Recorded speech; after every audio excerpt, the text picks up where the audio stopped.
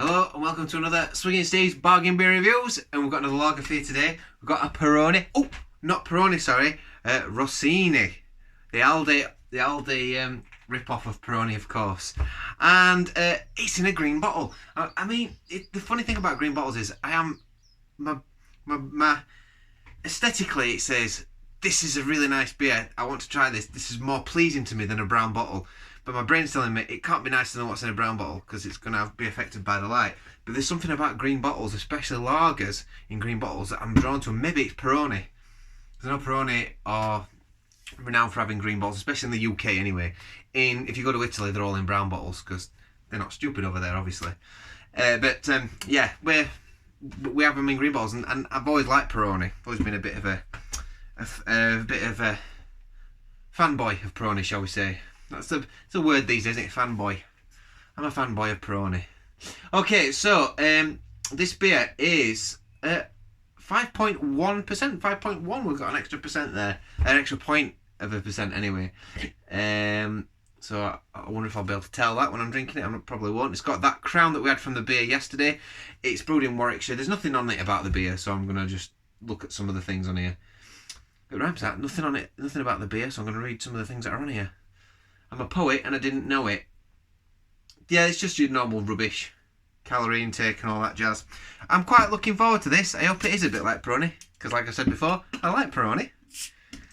Never reviewed it on my channel, Peroni. Oh, £1.29 this. It smells alright, yeah. It smells fresh. It don't smell like it's been skunked, that.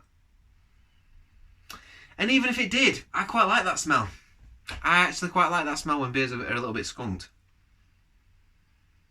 It's all right. It's got a nice bready freshness to it.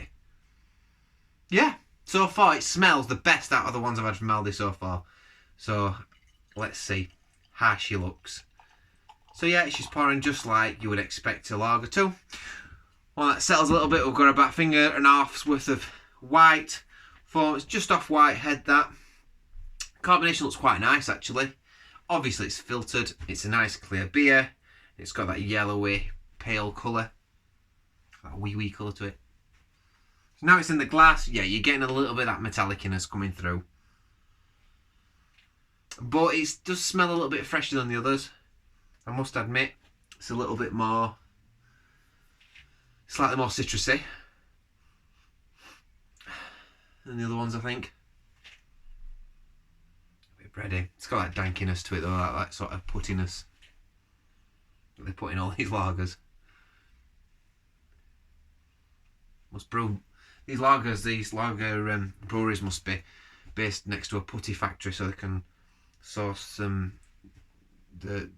flavourings of the putty to put in the beer. Anyway, let's go for it. Oh, this is quite nice. I'm looking forward to it. Cheers.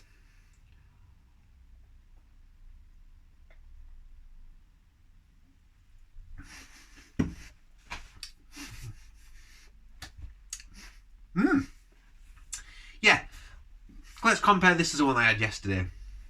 If you're watching this beer in the future, just look at the beer. I think this is beer number 156 or 155 or something. So look for the beer before this one.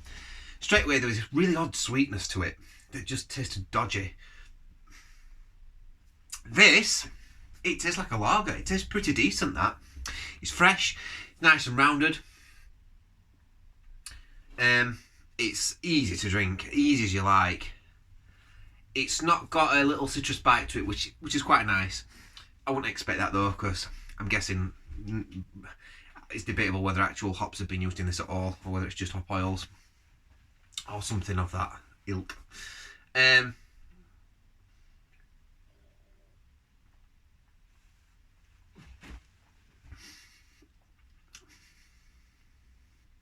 That's better. That's nice, actually. That's quite nice. I quite like it.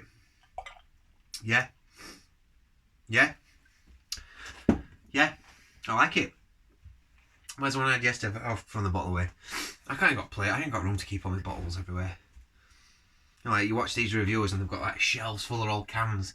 And they must clean them first, I guess, because otherwise they're just going to go mouldy inside and they're going to stink, you know, after a bit. I often wonder, God, who cleans all them bottles for them?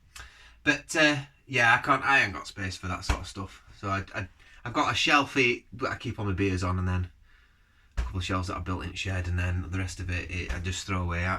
Part of me wants to keep these craft beer cans because they're so cool, and I love collecting stuff. I'm terrible. I struggle to get rid of things. Even yesterday when I threw that bottle away, I thought, oh, could I use that for something like I don't know. But I had to throw it away. I had to part with that bottle and like just say to myself, Steve, you've got to throw stuff away. Oh, there we go. I have got some craft beer cans I've kept on the side here because I'm going to photograph them to put on my Instagram channel eventually.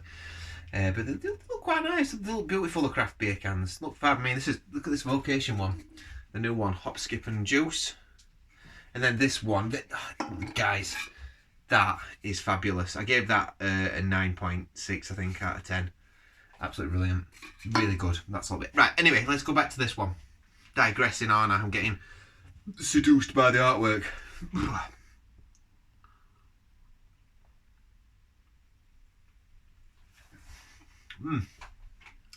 I quite like that. For £1.29, that's alright. It's a little bit thin. It's a little bit thin. And it's a shame there's not a bit of a hot bite at the back of it, because that would finish this beer off nicely and make it a good beer. It would make it a good beer. I don't know whether... Maybe it's a good beer anyway, just a good beer. You get 500ml for £1.29.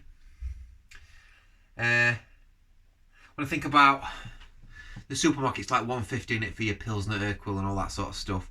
And that is better than this. Like, notably better. But this isn't bad. I'd buy that again for £1.29. In fact, if I go to Adult Aldi again, I'll get a few of these. It's in a green bottle and it tastes fine. Now, some people might be... The other thing as well, it's mind over matter, isn't it? Because you'll see a green bottle and you open it up and your brain's telling you it's skunk straight away. It's not always the case. And I don't think it's bad. Sometimes it gives you lager a bit more flavour, but that's just me. Maybe that's just me. Don't listen to that. That's a really stupid bit of advice I'm giving you. But what's it say on the top? Brewed using... I love these comments they put on. Brewed using only selected ingredients. So they've got someone walking around selecting the right ingredients. Yeah, we're gonna have that hop. Yeah, we're gonna have that malt. Not that one. No, that's not good enough. As if, you know what I mean. This crisp golden lager is perfectly balanced. Best called. It is perfectly balanced and it is crisp. Yeah, so they're not talking rubbish. They're hand-picked ingredients. What a load of rubbish. Why write that on your bottle? Brewers have got time to unpick different hops. Throw up bags in a bloody, mash tun. Anyway, digressing and we're talking loads of rubbish. So Rossini, what am I going to give this out? I like this. I do like this. Would I buy that again? Yes. I'm going to give it a 7 out of 10. It's just a good beer. Just. The Pilsner Urquell, I think I've given that like into the 8s. And that's probably about right. Because that's got it's got a nicer freshness to it. It's got a nice crispness. It's got a nice bitterness, herbal quality that you get from the Saar's hops and the noble hops that a lot of these beers are brewed with. And this isn't a Pilsner anyway, it's just a lager, But I like that. And I would definitely pick that up again. 7 out of 10. Yeah. Pick one of them up. Maybe I might like it a bit more than a 7 out of 10 the more I'm drinking it. It's got a nice little sweetness to it going off. It's 5.1%, so it's just a little bit above your premium beer sort of volume. Yeah. So I'm leaving it at that, I think. I'm going to give it a 7 because I talk myself into it. You can talk yourself in, you can talk yourself out, can't you? Like, sometimes I come in really... Like I reviewed the one I reviewed the other day, the Thornbridge one. I think I was a bit too generous with that because I had one the other night and I thought, I don't think it's as good as what I reviewed this as. But that's the thing with beer. It's all about the mood and how much you desperately need a drink at the time as well. And I've been doing quite a lot of picking up work and manual work tonight, so pulling logs around in garden. So I think I needed a beer, and maybe that's why I'm being a little bit more generous than I've been with the other ones. That is that's better. That's better than the other ones. Yeah. So anyway, I've been Swinging Steve, and I'll see you on the next review. Please leave a comment below. Please subscribe if you like my beer reviews and you want to see more of them. Hit the bell if you want to. If you want updates on stuff that I'm doing and that. I am trying to. People that follow my channel regularly will be aware that I am uploading more content at the moment, and I'm trying to do that. I'm trying to do that in an evening and get into an habit of, because I don't like to overdrink anymore. And what I used to do is do a beer review after a beer review after a beer review, then separate them when I release them. The problem is, if you do a beer review, if you set a time to do 3 or 4 beer reviews together, I don't care what anybody says, your palate's affected by the beer you've just drunk. So you crack one open and you'll do a review, and then you'll do another one, and you can't do it accurate. I think you've got to do it on a clear palate if you're going to do the beer justice, in my opinion anyway. But there we go. That's all I've got to say. So I've been Swinging Steve, and I'll see you next time.